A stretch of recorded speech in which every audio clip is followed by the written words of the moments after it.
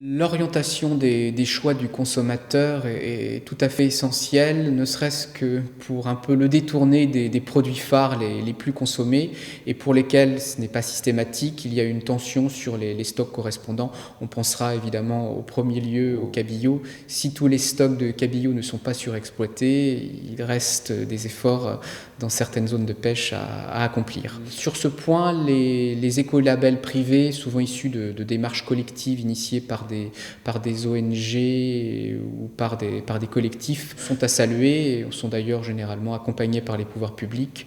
Vient à l'esprit en premier lieu le Marine Stewardship Council, le MSC. À côté de ces écolabels privés, se sont développées depuis quelques années des démarches collectives visant à promouvoir une marque collective. C'est notamment le cas en France par l'association France Filière Pêche qui promeut la marque collective Pavillon France, c'est-à-dire des produits issus de la pêche française.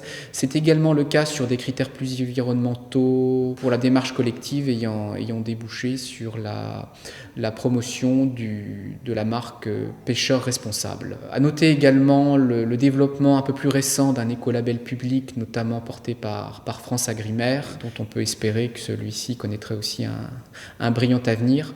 En dernier lieu, à ne pas oublier les conseils de consommation, ce qui en France généralement est porté sous l'appellation Mr Goodfish, qui sont des conseils de consommation assez précieux, qui permettent de diversifier et surtout de modifier en fonction des saisons les pratiques de consommation.